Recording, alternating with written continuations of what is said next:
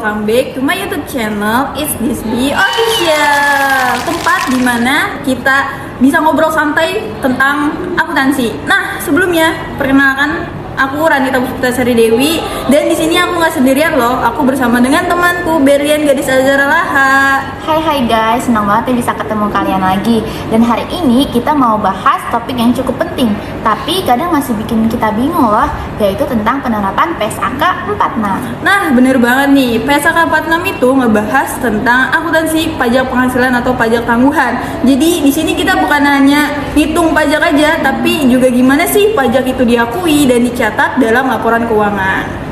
Baik, misalnya nih kamu pernah dengar soal pajak tangguhan atau bingung kenapa laba fiskal itu bisa beda sama dengan laba akuntansi.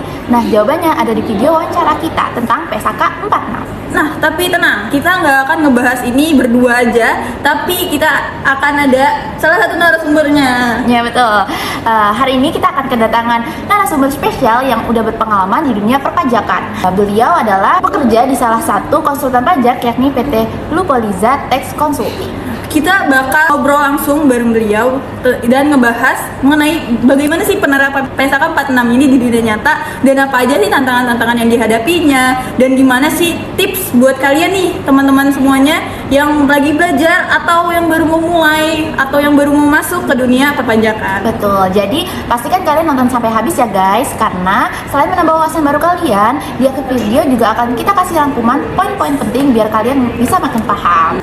Yuk langsung aja kita mulai. Selamat datang dan terima kasih telah bergabung bersama kami dalam sesi wawancara kali ini. Kita akan membahas mengenai salah satu topik penting dalam akuntansi dan perpajakan, yaitu PSAK 46 tentang pajak penghasilan. Untuk memperdalam pemahaman kita, telah hadir juga bersama kita seorang konsultan pajak yang berpengalaman dari PT Lupoliza Tax Consulting, yakni Ibu Dwi Oktaviani, yang akan berbagi wawasan, pengalaman, serta penjelasan mendalam terkait dengan bagaimana sih penerapan PSAK 46 dalam praktik akuntansi dan perpajakan di perusahaan beliau bekerja. Untuk Ibu Dwi, waktu dan tempat kami persilakan. Halo, selamat malam Ranita dan Berlian. Kenalkan, saya Dwi Oktaviani dari PT Lupoliza Tax Consulting. Terima kasih atas waktunya. Semoga informasi yang saya berikan bisa bermanfaat untuk kalian ya. Oke, kali ini kita akan langsung saja ke pertanyaannya terkait dengan penerapan PSAK 46. Yang pertanyaan pertama akan dipandu oleh Berlian. Baik, langsung saja ke pertanyaan pertama ya Ibu. Menurut pengetahuan Ibu, apa saja perbedaan utama antara laba menurut akuntansi komersial dan laba menurut fiskal yang dapat menyebabkan munculnya pajak tangguhan?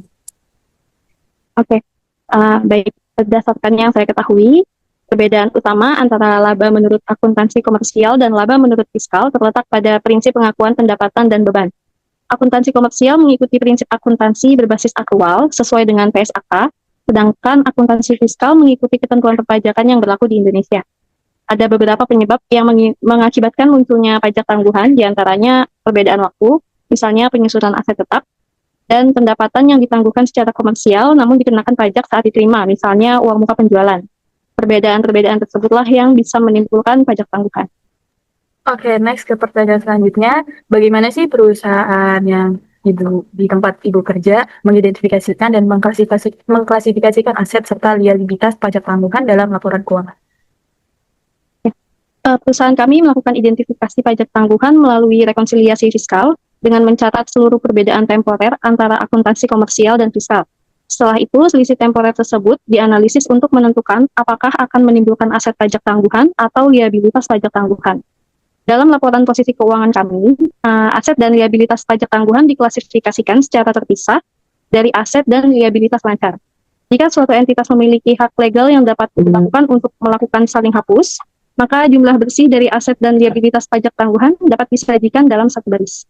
Baik Ibu, untuk pertanyaan terakhirnya, teknik atau metode pengukuran apa saja yang digunakan oleh perusahaan Ibu untuk menghitung pajak tangguhan? Dan apakah metode tersebut sudah sesuai dengan PSAK 46? Ya, perusahaan kami menggunakan metode Balanced Liability Approach dalam mengukur pajak tangguhan, yaitu dengan mengalihkan selisih temporer yang telah diidentifikasi dengan tarif pajak yang berlaku saat ini dan diperkirakan berlaku saat realisasi. Metode ini sudah sesuai dengan PSAK 46 yang mengharuskan pengakuan aset dan liabilitas pajak tangguhan berdasarkan dampak pajak masa depan dari perbedaan temporer pada akhir periode pelaporan. Perusahaan kami juga mempertimbangkan kemungkinan realisasi aset pajak tangguhan di masa depan sebelum mengakuinya.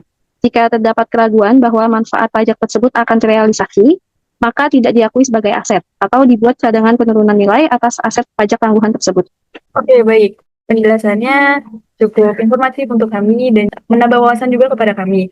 Dan juga tadi Ibu juga sudah menjelaskan bagaimana perusahaan Ibu, tempat bekerja Ibu itu mengidentifikasikan dan mengklasifikasikan aset itu bagaimana dan realitas pajak tangguhannya dalam laporan keuangan. Terus kemudian Ibu juga sudah menjelaskan teknik atau metode pengukuran apa saja sih yang digunakan oleh perusahaan Ibu untuk menghitung pajak tangguhan dan metode apa yang sesuai dengan PSAK 46.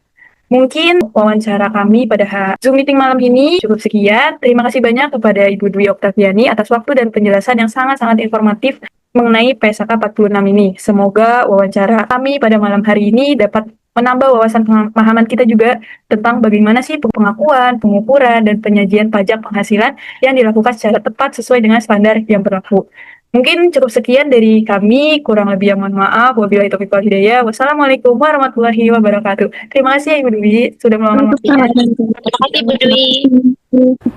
Wah, seru banget ya tadi obrolan kita mengenai PSAK 46 yang dari tadinya kita bingung bagaimana sih penerapan PSAK 46 itu sendiri, dan sekarang kita jadi tahu nih dan paham bagaimana sih penerapan dari PSAK 46. Iya benar banget, apalagi tadi penjelasan dari narasumber kita benar-benar insightful banget karena langsung dari dunia kerjanya loh. Jadi kita tahu nih teori PSAK 46 itu ternyata sangat aplikatif ya. Betul banget. Dan kalau kalian teman-teman nih semuanya yang lagi kuliah, magang, atau lagi kerja, atau yang baru mau mulai kerja, semoga pembahasan kita dalam video kali ini bisa menjadi bekal nih buat teman-teman semua dan bikin teman-teman semua juga makin siap dalam menghadapi tantangan akuntansi pajak. Benar, dan buat teman-teman yang kalau masih punya pertanyaan seputar tentang PSAK 46 atau tentang pajak lainnya, boleh banget nih tulis di kolom komentar ya. Siapa tahu kita buat video selanjutnya. Betul banget. Dan jangan lupa untuk teman-teman semua untuk like, comment, share, and subscribe my YouTube channel. Dan jangan lupa untuk aktifin lonceng notifikasinya supaya nggak ketinggalan video-video terbaru. Betul banget. Terima kasih sudah nonton sampai habis. Semoga bermanfaat dan jangan lupa tetap semangat ya belajarnya. Sampai jumpa di video kita selanjutnya. Bye-bye.